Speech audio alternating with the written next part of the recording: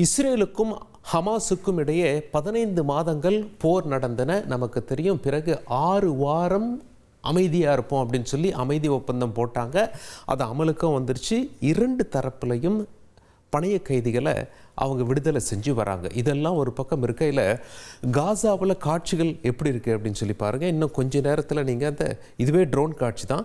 இன்னும் நிறைய கட்டிடங்கள் எப்படி இருக்குது அப்படிங்கிறத பார்க்கலாம். இப்போ அங்கே லேட்டஸ்ட் நியூஸ் என்ன அப்படின்னா, பைடன் ஏற்கனவே அமெரிக்க அதிபராக இருந்தவர். அவர் ஒரு சில பயங்கர குண்டுகளை இஸ்ரேலுக்கு வழங்காமல் அவர் அதை தடுத்து வைத்திருந்தார். பிறகு அமெரிக்காவில் ஆட்சி மாற்றம் ஏற்பட்டது. ட்ரம்ப் தற்பொழுது அமெரிக்க அதிபராக இருக்கிறார். அவர் என்ன சொல்லிட்டார் அப்படின்னா, பைடன் தடுத்த பயங்கர வெடிகுண்டுகளை இஸ்ரேலுக்கு அமெரிக்கா அனுப்பலாம் என்ற ஒப்புதல் கொடுத்து விட்டார்.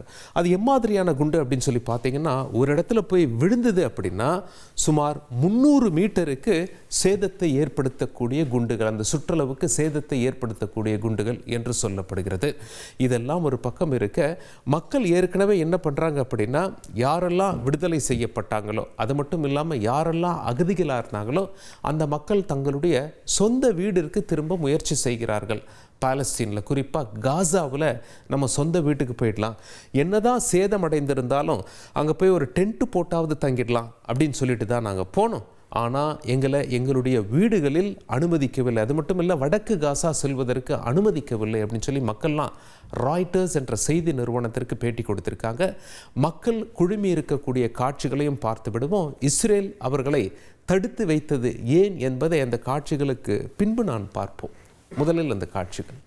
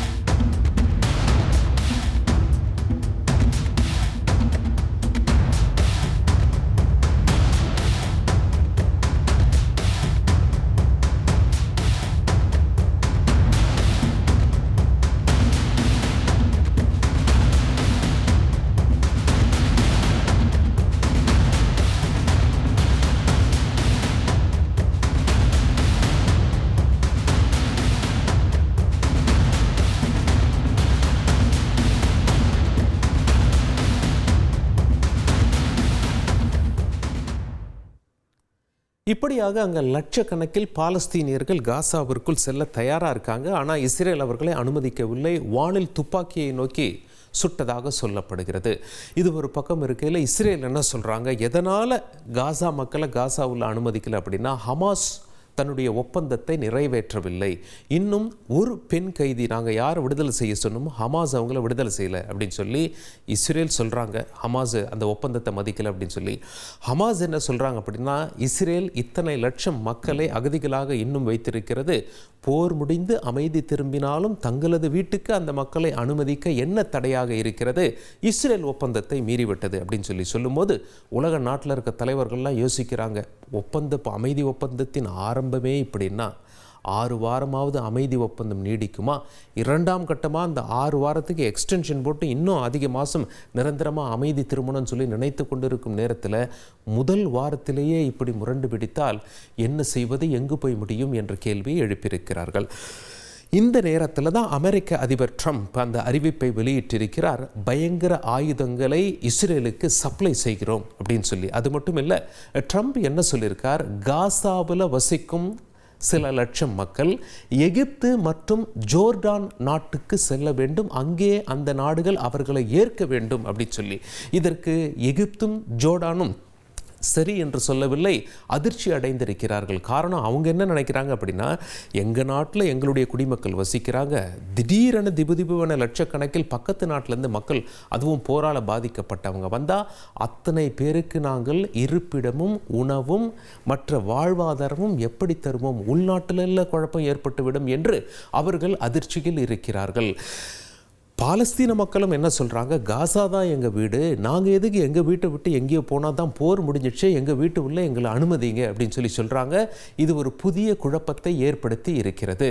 அது மட்டும் இல்லை, ஏற்கனவே நடந்த 15 மாத போரை பொறுத்தவரை ஹமாஸ் நடத்திய தாக்குதலில் சுமார் 1200 பேர் இஸ்ரேலில் உயிரிழந்திருக்காங்க.